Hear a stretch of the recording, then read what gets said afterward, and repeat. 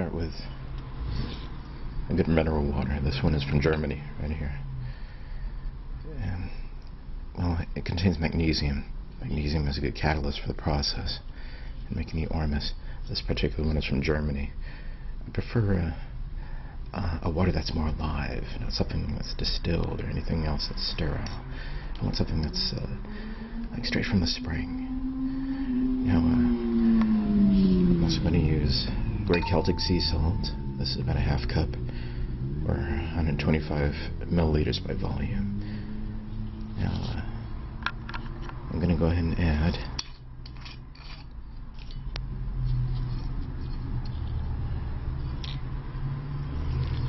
mineral water to the beaker. I'm going to 450 milliliters.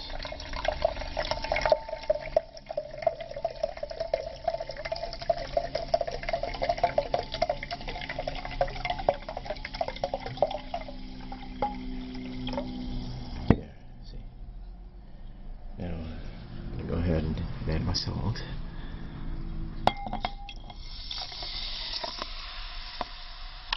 Oh, bromo salts are fun.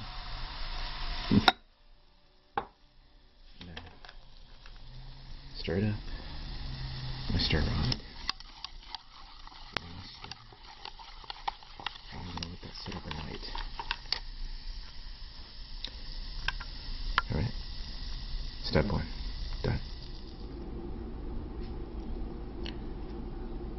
About 5.9 in the seawater. Okay, this is my setup. I'm going to use food grade live water, sodium hydroxide. This is about 12 pH last time I measured it. The seawater, about 6 pH. We're using about 140 milliliters of live water. 12.7 pH in the live water. I have about 125 milliliters here.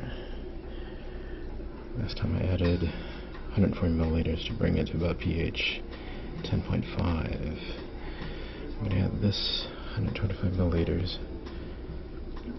and save the rest drop by drop to make sure I get the pH just right.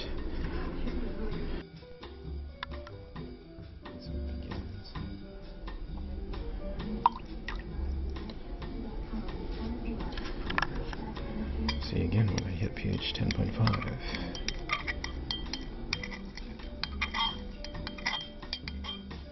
pH 10.5. Just about 0.1 to go. From stop. As you see, a good precipitate is formed. That's mostly magnesium hydroxide, lye, and a little M state element. About 10.6, 10.7 now. This solution. Now, I've added about 140 milliliters again of the lye, as I did last time. And this is going to sit overnight, and I'll allow the precipitate to settle. Now, I know some of you would opt to use a centrifuge. Like I said, you shouldn't bring this stuff around any kind of magnetic field. A centrifuge has a motor. Motors have magnetic fields.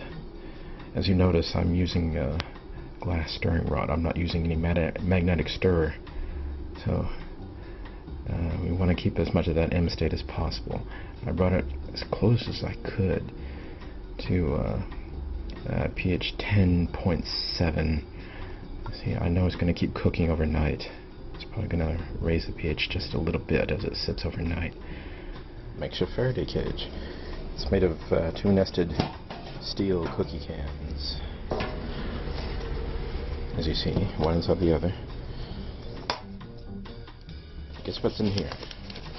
Now, inside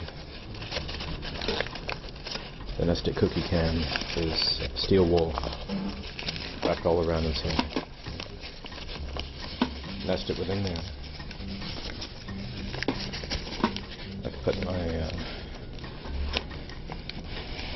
precipitated by stressed seawater, as you see. Settled to just about 300 milliliters. And as for the pH, I'm going to try that.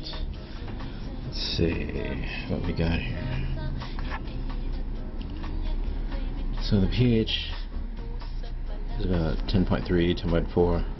I think this precipitate right now, what you see is a mixture of magnesium hydroxide, calcium, some lye, and a small amount of M-state materials. And the substrate is obviously some impurities from the seawater. I'm going to go ahead and wash this precipitate about 3 times. Not too. I just use some plastic tubing.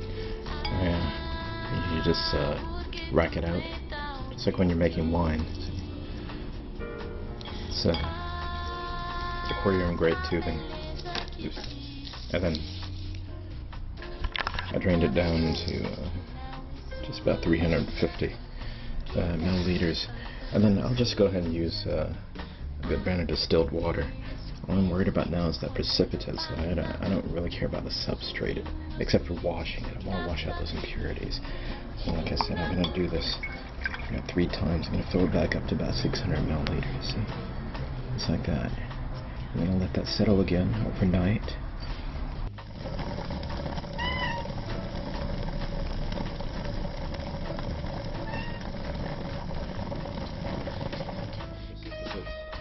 After bring it to a temperature about 100 degrees Celsius for 5 minutes. I'm going to bring it to a pH of 12.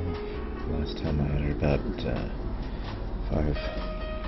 50 milliliters of live water before washings, before bringing the temperature to 100 degrees Celsius for 5 minutes.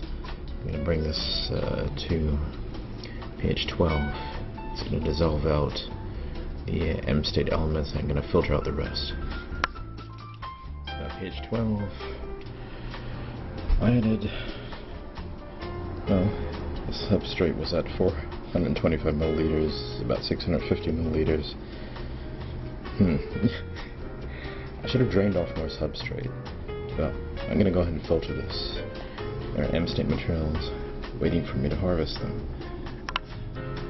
Yeah, milk magnesia, the magnesium hydroxide, whatever Gilchrist precipitate might have formed. And I brought it up to pH 12. Like I said, I'm using the same lye I used before when I brought this up to pH 12. That lye was pH 12.3. And now I'll come back. We'll come back, and then we're going to deal with this here filtrate. In that filtrate we have our M-state elements. pH of our solution has gone down slightly. As 11.8. There's our filtrate, which contains the M-state. It's at about 550 milliliters.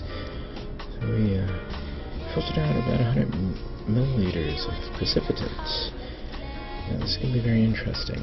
From here on in, it's a feeling out process. So when the Cooper pairs start forming in solution, they start congealing, just like we're making jello. I'm going to be bringing the solution down to around 10.78 pH. I'm going to use acetic acid, which is at about 2.4 pH. Just like jello, it's forming.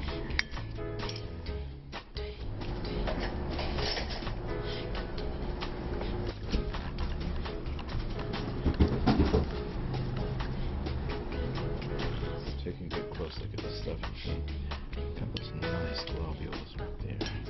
That's M-state material right there. This Cooper pair has congealed.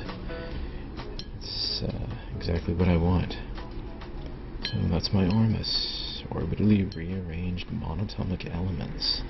Kinetic energy. This something that we have derived from the 0 point.